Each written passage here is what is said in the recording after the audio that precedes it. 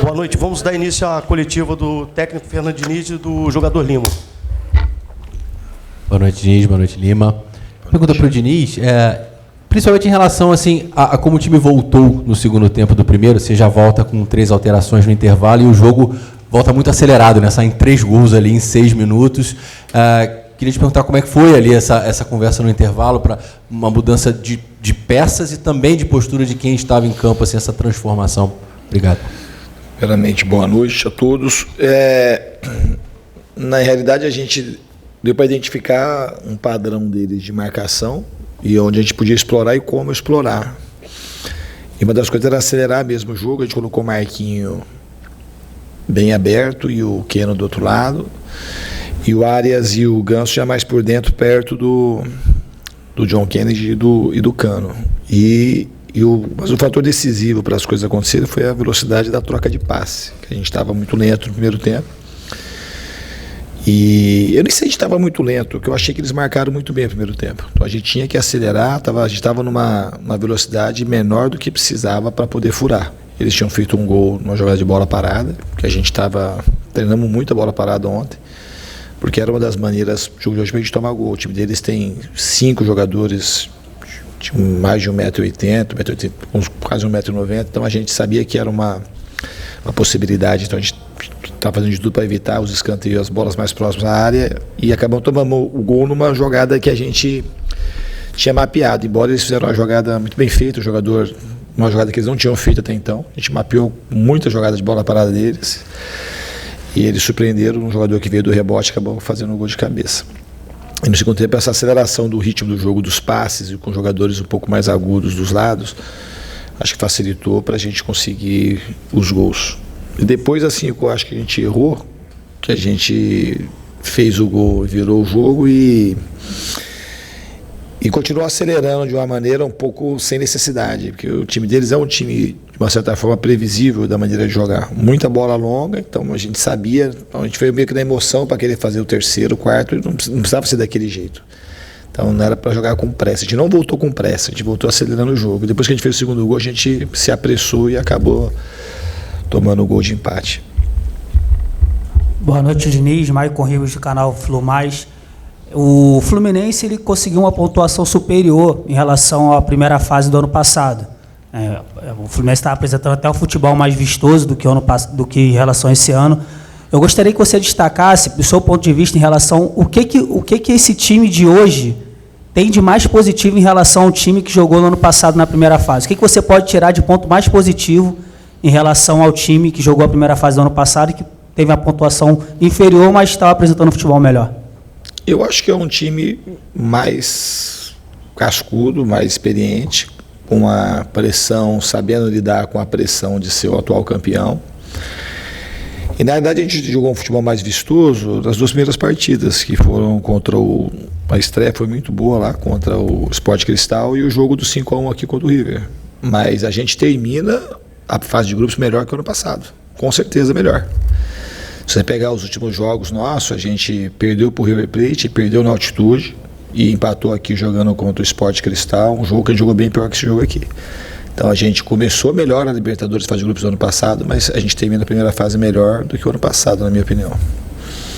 Boa noite, Lima, Fernando Diniz, Vitor Lessa, Jornada Capital 1902. Lima, primeiro para você, você é um jogador que, desde que chegou ao Fluminense, sempre foi muito importante para o Diniz em diversos momentos, seja saído no banco de reservas, seja sendo titular em mais de uma posição, fazendo mais de uma função, e mesmo assim é um atleta que constantemente tem que lidar muito com as críticas assim do torcedor, e creio que, eu não sei o quanto isso impacta, o quanto isso te incomoda, ou o quanto isso te motiva também para cada vez mais se esforçar e brigar por uma vaga nesse time titular do Fluminense. Eu queria que você falasse sobre isso também, sobre talvez ter que provar mais do que outros jogadores para se manter na equipe.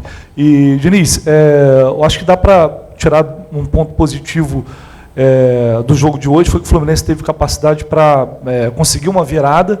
Em alguns momentos o time, quando teve estabilidade dentro do jogo, ele não conseguiu reagir, diferente do que acontecia no ano passado.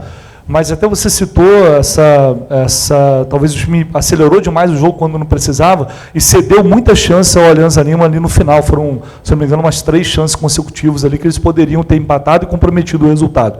É fruto de uma desorganização momentânea por movimentos ou atitudes erradas dentro da partida, ou você enxerga algum padrão em relação àquilo que vem acontecendo recentemente com a equipe para ceder essa chance além do natural ali, estando na frente do placar?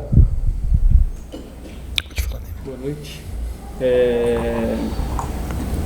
Desde quando eu cheguei aqui no Fluminense,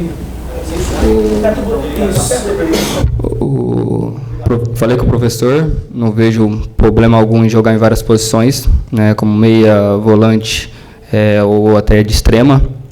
E questão das críticas, é torcedor, né, faz parte, mas foco muito no meu trabalho, no meu desempenho, no dia a dia, né, com esse professor fantástico que a gente tem, né, que ensina a cada dia que passa, né, aprendo muito e sei lidar, né, faz parte do futebol, ter as críticas, os elogios, não deixar subir para a cabeça e trabalhar, não atrapalhar dentro de campo e seguir firme. O professor aqui do lado, um cara que me ajuda bastante nesse quesito, então seguir firme trabalhando para não atrapalhar. Em relação ao Lima, o Alexandre fez um jogo bom também. Nenhum dos dois estavam merecendo sair da partida. Eu acho que foi uma questão assim de quem ia ficar mais posicionado e o tipo de jogo que encaixava um pouco mais para o Lima hoje. E não foi pela minha pergunta, mas acho que o Lima está de parabéns aí, pela humildade que ele tem, a maneira que ele se comporta, mesmo às vezes sendo criticado. E é muito bom para ele saber lidar com essas críticas. Ele está tendo uma oportunidade de ouro na vida dele, aproveitando muito bem. Eu acho que foi uma das grandes contratações do Fluminense do ano passado. Sempre muito útil, sempre fazendo gols importantes. E não só ele, como muitos jogadores. E o grupo todo tá de parabéns. Em relação à tua pergunta, eu acho que tem um padrão. O jogo hoje, acho que a gente desorganizou um pouco. Uma das coisas, a necessidade que eles tinham, que se eles ganham o jogo, eles estavam classificados, né? Pelo resultado que teve lá, e os caras sabiam que estavam empatando lá. Eles foram colocando um monte de atacante, muito cara grande. E é um jogo que eles têm uma certa especialidade, são especialistas nisso, em bola longa. E pega a segunda bola e fica aquela confusão, aí vira escanteio. E acho que em alguns momentos a gente facilitou no sentido de jogar errado. O jogo hoje, a gente não estava um jogo pra gente sair construindo de trás. Era um jogo pra gente, ainda mais jogando com o John Kennedy. Depois estava o Renato Augusto no campo, que é um jogador que consegue reter a bola na frente. E a gente tinha que fazer um jogo. Isso não é um jogo mais conservador. Fazer o jogo que é o melhor para aquele momento. Então acho que nesse quesito a gente, metade pelo menos das oportunidades que eles tiveram ali, a gente que facilitou. Era uma coisa fácil para resolver e a maneira de resolver era alongando o jogo, como a gente fez contra o Colo-Colo lá. E a gente tinha, e o John Kennedy nessas bolas do Renato, de cada duas que vão, uma a bola fica lá na frente, a gente tira o time de trás e joga de uma outra maneira. A gente com a posse no campo de ataque, a gente estava muito bem no segundo tempo. Muito bem. Então a gente não tinha por que fazer um jogo de construção por via baixa lá. Eu acho que hoje a gente facilitou um pouco nesse sentido. Ao mesmo tempo, eu acho que a gente fez um jogo no segundo tempo e principalmente os primeiros 25, 30 minutos, muito bons. Eu acho que o time jogou bem, muito difícil jogar contra esse time. Eles com o resultado ainda de 1-0, a gente conseguiu criar espaços num time que cede muito pouco espaço. Então, eu acho que hoje a gente, repito, a gente sofreu um pouco mais do que devia, pelo menos aí 50% por conta de erros que a gente tinham que ter sido evitados. E uma parte por conta da qualidade do time deles, nesse jogo mais direto, de bola longa, e também um pouco pelo jeito que estava o time no campo. A gente estava jogando com o time mais mexido, com o Ganso de segundo, com o Lima, que é um jogador baixo de primeiro, o Douglas, que joga há pouco tempo aqui, o próprio Renato, e então assim fica um pouco mais caótico e acaba tendo um pouco mais de desorganização. Mas no cômputo geral, eu acho que os jogadores que entraram muito bem e ajudaram de maneira bastante contundente a gente conseguir essa vitória. Diniz, Bárbara Mendonça, GE. Globo. Hoje é o primeiro jogo do John Kennedy como titular desde aquele episódio do afastamento, né? Ele acaba saindo de campo como um dos grandes nomes do jogo, né? Explode ali a torcida no fim do segundo tempo. Mas queria entender de você de onde vem esse voto de confiança para escalá-lo novamente como titular, e queria que você fizesse uma análise do que foi o jogo do John Kennedy aos seus olhos, por favor. Eu acho que o mais importante é que ele foi muito dedicado, que é isso que ele precisa ser, e acabou sendo muito decisivo. Ele não fez uma partida brilhante tecnicamente, mas ele lutou o jogo todo, ele se movimentou, ele ajudou a equipe, ele ajudou a marcar, ele voltava, ele decidiu câmbio no final e continuou correndo. E foi premiado com um gol, porque ele é um jogador muito letal. Ele tem essa capacidade, ele tem o carisma do gol, o John Kennedy. E ele também é um tipo de jogador de personalidade que é muito empático para a torcida e para quem gosta de futebol. Todo lugar que você vai, as pessoas perguntam do John Kennedy, querem saber como ele é, ele chama muita atenção. É um cara que ele faz parte do show, daquilo que tem o futebol tem de show, de entretenimento. É uma figura muito empática para quem gosta do jogo. E para a torcida do Fluminense tem outros elementos ainda. É um menino de Xerém, é um jogador que quando subiu fez os gols contra o Flamengo, decidiu a Libertadores. Isso é coisa que essas coisas não são as mais importantes. As mais importantes têm a ver assim com confiança, falando voto de confiança, com a palavra confiança. É uma confiança que eu tenho nele, que o time demonstrou que tem nele, e ele passa, eu acho que tem uma confiança que ele também pode mudar. O John Kennedy é um trabalho sem trégua e sem fim, para que ele consiga amadurecer a ponto de dar conta do imenso talento que ele tem. Não é fácil ser jogador de futebol, eu sempre falo isso, principalmente pessoas como o John Kennedy, que tem a história de vida que esses caras têm. E a gente está aqui para ajudar, obviamente que a gente tem limitação, a gente não é ilimitado a nossa ajuda. A vontade de ajudar pode até ser ilimitada, mas assim, a nossa capacidade não chega ao infinito. Mas é muita vontade de ajudar o John, e eu acho também que ele está entendendo que ele pode, por meio do futebol, mudar a condição social dele, não só enquanto ele está jogando. Mudar uma condição social para a vida dele, para os filhos dele. E é isso que eu espero do John Kennedy nesse trabalho que a gente faz junto aqui no Fluminense. Isso acontecendo vai ser um prêmio gigantesco para a minha vida. Boa noite, Diniz. Boa noite, Lima. Caio Pereira, Jornal Globo. O Fluminense mostrou um poder de reação no segundo tempo, mas, na minha opinião, o primeiro tempo foi um pouco abaixo, muito por conta da linha de 5 que o Alianza Lima fez durante boa parte do primeiro tempo. Eu queria que você explicasse um pouco a estratégia de jogar com a dupla de ataque, mais Arias e Keno espetados na ponta, e se o gol logo com 7 minutos de jogo deu uma bagunçada mais ou menos no plano de jogo que você pensou para a semana. E, Lima, para você que é um cara ali no meio campo que faz como se fosse o trabalho sujo, né? Você corre ali entre as linhas, se você teve muita dificuldade no primeiro tempo justamente por ter saído atrás do placar e o time do Alianza Lima ter se fechado muito bem. Boa noite. É um time bem complicado de jogar, né? Defende bastante, como foi o Cerro aqui no Maracanã. Então tem que se movimentar bastante, né? Jogadores bem dedicados na marcação, né? Que não deixa espaço. Mas graças a Deus, né? Conseguimos a vitória, conseguimos movimentar ainda mais no segundo tempo, conseguimos acelerar o jogo que o professor pediu para a gente buscar essa vitória. Eu acho que o jogo da linha de 5, não é que eles fizeram linha de 5 no primeiro tempo, eles fizeram linha de 5 o jogo todo, eles fizeram linha de 5 todos os jogos da Libertadores. Continua a linha de 5 no segundo tempo também. A opção dos dois atacantes é que esse jogo iria terminar pelo lado, com cruzamento, a maioria das vezes, como saiu a maioria dos gols e das chances que a gente criou. E tendo os dois na frente, tem uma presença de área mais forte, dois caras que são especialistas em aproveitar cruzamento. Então a ideia era essa, só que eles estavam fechando muito bem os lados do campo, e o Arias do lado direito hoje, que é o lado que ele tem jogado melhor, embora antes de eu chegar aqui ele jogava até mais do lado esquerdo que do lado direito. Mas do jeito que eles estavam marcando, eles deixaram o Arias esquerdo, ele ficou muito próximo do Arias.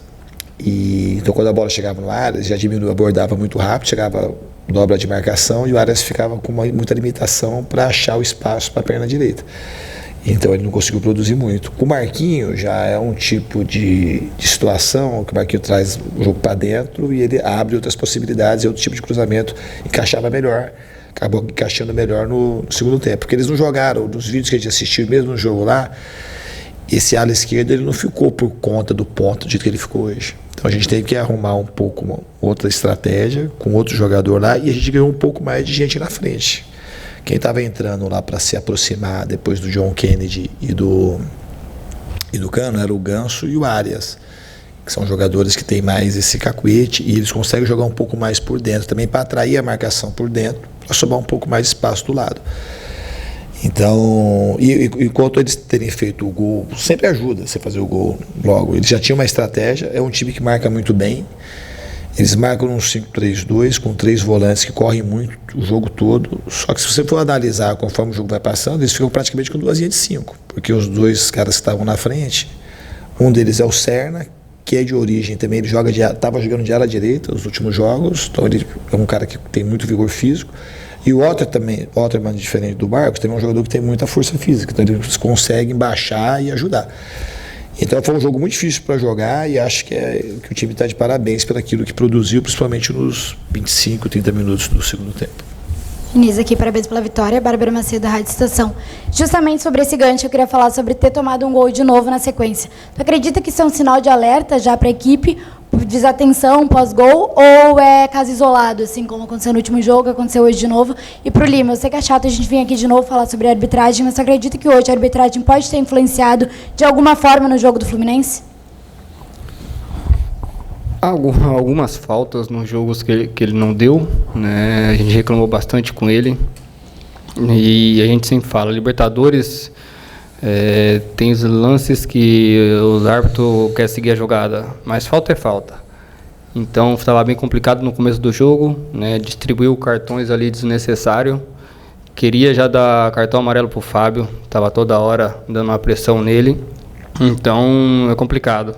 Creio que errou em algumas ocasiões, né? Espero que na próxima fase aí quem apitar nosso jogo acerta essas decisões, mas a gente tem que saber lidar. Agora vamos seguir, vamos descansar e pensar no Brasileirão. Eu não acho que tem um padrão definido de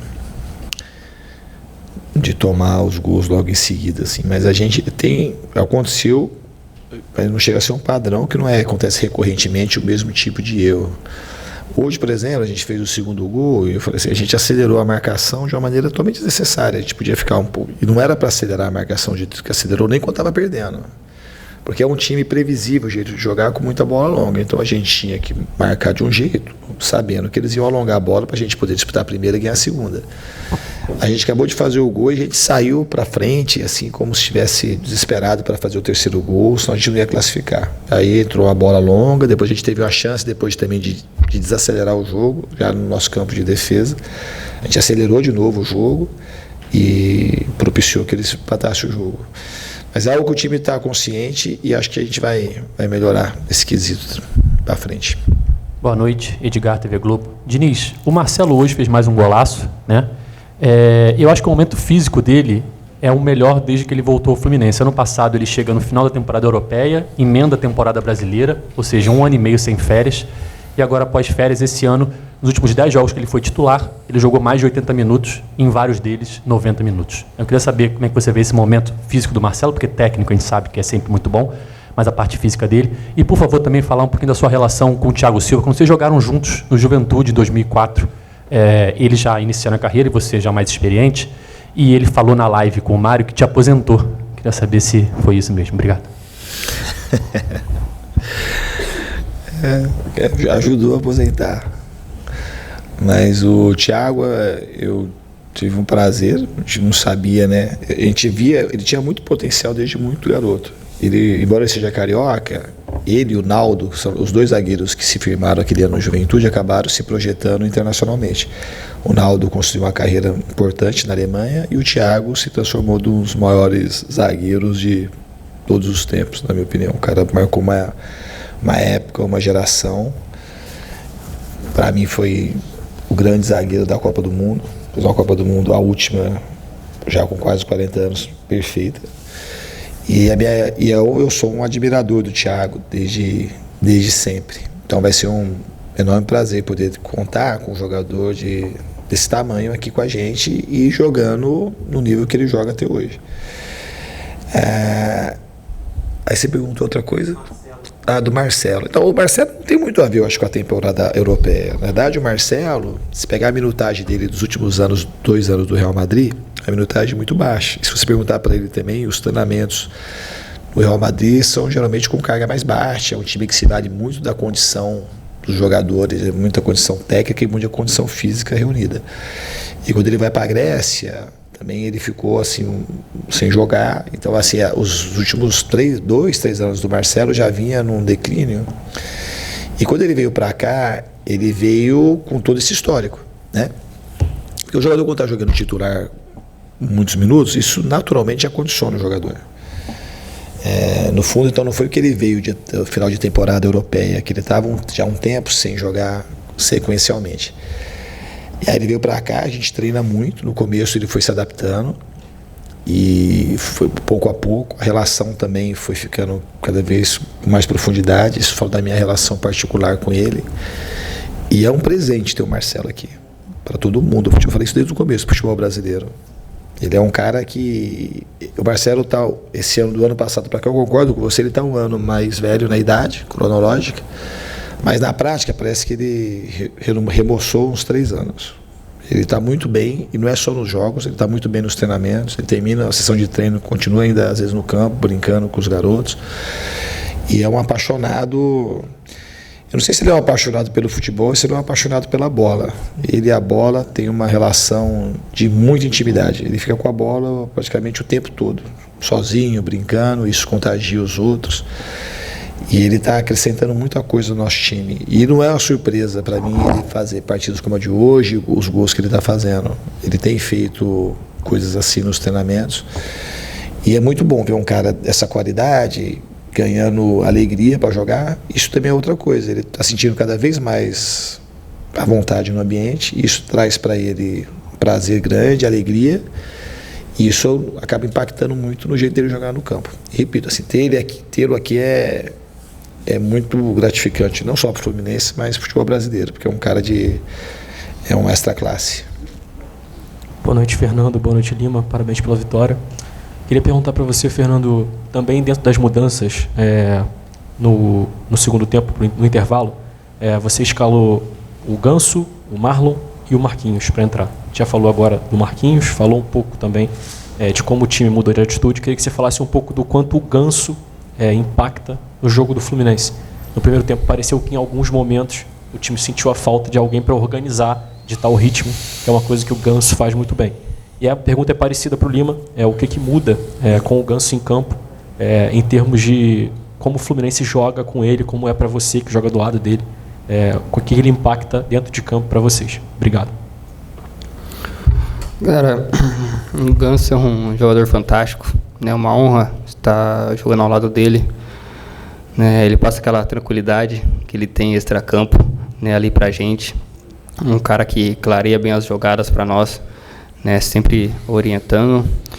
Então, como estava o John Kennedy também, são características diferentes, mas é um menino que nos ajuda bastante, é decisivo.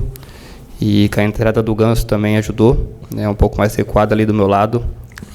Então, a gente jogando próximo, a gente se entende bastante e fica mais fácil de se jogar. Então, é difícil falar especificamente do jogo de hoje, da entrada do Ganso, se faltou um jogador para fazer isso no primeiro tempo. Eu acho que muda muita coisa no jogo, então não dá para você... Eu não falaria que o Ganso, foi por causa da falta do Ganso, especificamente, que o time, obviamente, que travou um pouco mais no primeiro tempo.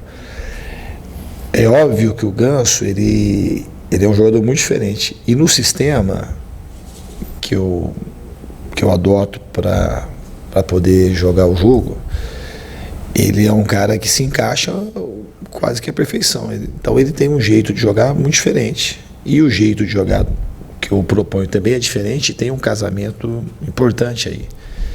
E o Ganso é um jogador muito raro, não no futebol brasileiro, raro no mundo, desde sempre. Ele é um cara que tem genialidade, ele consegue fazer coisas assim impressionantes, com um toque, 2 toques na bola, às vezes sem tocar na bola. Então quando ele está jogando, assim, pra gente facilita as coisas, porque ele é um cara que o jogo fica claro quando a bola chega no pé dele em muitas situações. Então poder contar com ele também é outro grande presente que a gente tem aqui no Fluminense. Boa noite, Fernando. Boa noite, Lima. Pedro Henrique Carvalho, da Band News FM. Primeiro, para o Lima, queria perguntar para ele qual é a principal diferença que você nota, Lima, do Fluminense do ano passado para o Fluminense desse ano, em relação à experiência, em relação a segurar em certos momentos pressões, né, de adversários. Se mudou, o que mudou na sua cabeça do ano passado para esse ano? Hoje o Fluminense defende o título da Libertadores. E para o Fernando Diniz, eu queria que você comentasse um pouco mais sobre o Marquinhos, que para mim foi o jogador que entrou no segundo tempo e que mudou a partida, né? Em menos de 2 minutos ele já fez a inversão de jogo, teve presente em 2 gols do Fluminense. E essa relação, se foi algo combinado já, essa interação direta do Marquinhos por um lado e do Marcelo pelo outro, sempre fazendo inversão de jogo para tentar pegar o adversário desprevenido, quem sabe, mas eu quero ouvir você. Obrigado. O professor já respondeu essa pergunta do ano passado. Time mais cascudo, né, bem melhor, né, evoluindo a cada partida, sabendo jogar cada jogo, né, momentos das partidas, e se conhecendo ainda mais do ano passado, né, jogadores que foram contratados, né, se encaixando muito bem e evoluindo, né, creio eu que estamos numa crescente muito grande e a gente espera conquistar novamente. O Marquinhos, ele entrou de fato muito bem, é um jogador que a gente foi um enorme acerto do Fluminense na sua contratação. Quanto ele entrar e ter esse tipo de inversão, isso foi uma coisa que ele fez. Então, não entrou para fazer inversão. No fundo, ele entrou porque ele é muito agudo, ele tem o drible, ele fez inversão, ele chutou no gol, ele trouxe a bola para o pé esquerdo, ele levou a bola para o pé de fundo, ele fez um jogo mais curto de tabela, então ele fez de tudo, o Marquinhos. Né? E uma das coisas que ele fez é a inversão quando foi pertinente fazer a inversão. Quando joga com amplitude, como a gente jogou, e eles marcando muito baixo, é uma jogada para ele que tira para dentro, às vezes não tem, o cruzamento não encaixa, às vezes o Marcelo acabava se deslocando, o Queiro acabava entrando um pouco para receber o cruzamento, às vezes o cruzamento não encaixava, mas acabava aparecendo a possibilidade da inversão. Então é uma coisa que acontece nos treinamentos, que aconteceu hoje, mas não é não entrou para fazer essa coisa específica. Isso foi uma coisa que aconteceu pela contingência do jogo. Boa noite, Fernando. Boa noite, Lima. Parabéns mais uma vez pela classificação. Fernando Silva, da Rádio Estrela Esportiva. Diniz, esse ano o Fluminense, tirando os jogos do Carioca e do Mundial, o Fluminense fora de casa teve 4 derrotas, 2 empates e 2 vitórias. E em casa, 6 vitórias e 2 empates. Minha pergunta é, esse aproveitamento fora de casa, o quanto impacta para o primeiro jogo das oitavas de final? Eu sei que cada jogo é um jogo, mas o quanto impacta para o primeiro jogo das oitavas de final, que vai ser fora de casa, ainda mais na Libertadores, que é uma competição extremamente difícil, que qualquer erro pode, né, culminar na desclassificação do time.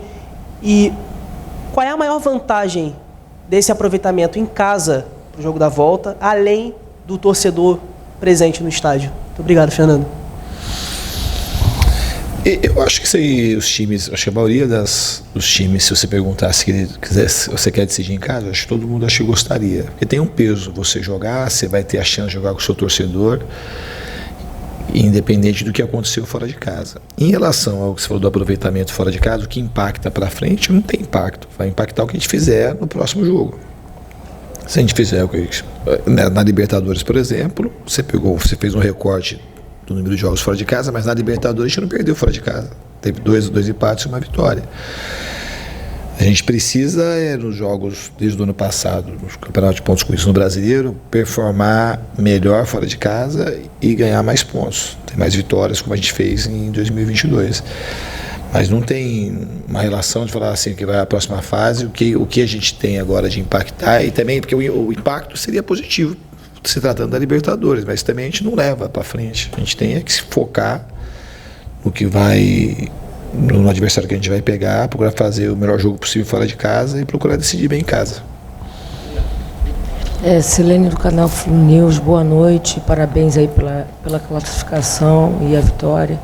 Essa parada que teve no Campeonato Brasileiro e o retorno de alguns atletas do departamento médico, você acha que isso influenciou na intensidade e na melhora do time?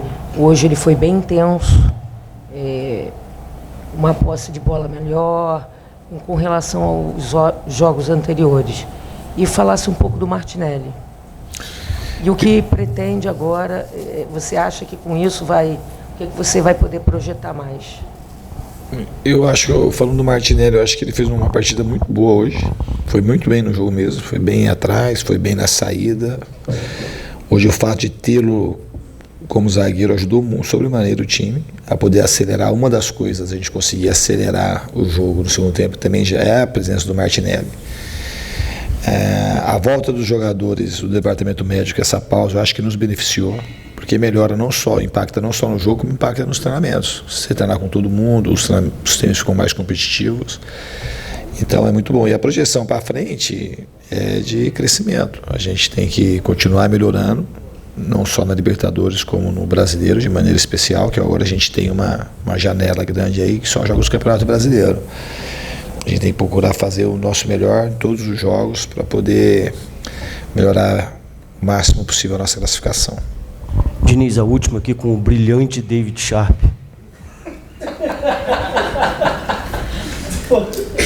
Devia ter gravado isso. Pede o John Kennedy para sempre deixar o cabelo pintado. Vou deixar. Oi, Diniz. Oi, Lima. Tudo bem? David Sharp já foi apresentado, né? Antenados na jogada. A gente sabe que é muito difícil se manter, né? Falam até que se manter no topo é mais difícil do que você chegar lá. E o Fluminense, na pontuação, teve uma pontuação muito boa na Libertadores, né, nessa primeira fase. Você até falou que foi melhor do que a primeira fase do ano passado. 14 pontos, né, 4 vitórias e 2 empates. Mas, no quesito envolvência no ataque, qualidade de chegada, criação de jogadas, parece que a torcida considera que o ano passado ainda está melhor, né, o time estava jogando melhor. Então, queria te perguntar sobre exatamente isso. Como é que você enxerga isso e o que a torcida pode esperar do Fluminense, principalmente nessa criação de jogadas, nessa questão de ataque tão envolvente, poderoso como a gente viu no ano passado. E sobre o Cano também, né, que eu acho que faz uma certa diferença. O Cano teve uma queda. Por que ele caiu assim o futebol dele? Para começar do Cano, o Cano viveu uma temporada do ano passado extremamente diferente, um sonho, né? Foi o grande protagonista da Libertadores, um jogador argentino jogando aqui no Brasil, e no fundo ele veio de 2 grandes temporadas e soube aproveitar isso, que é o que ele tinha que fazer mesmo. Quando ele voltou de férias, ele acabou assim, precocemente, sentiu um pouco de desconforto no joelho, e depois teve o jogo do Flamengo, que o joelho acabou incomodando mais. Então agora que o Cano está voltando nos treinamentos a ser o Cano que foi de 22 e 23, eu acredito que a sequência dele vai ser muito melhor. Em contrapartida, embora não tenha, nesse momento não está fazendo os gols decisivos, ele está ajudando sistematicamente as movimentações do sistema defensivo. E ele, assim, para mim, é questão de tempo dele voltar a brilhar como ele brilhou nas últimas 2 temporadas. Em relação à sua pergunta do time, se você pegar os seus comentários, os seus comentários especificamente, ou de outros colegas seus, nessa época do ano passado, os comentários eram ruins também.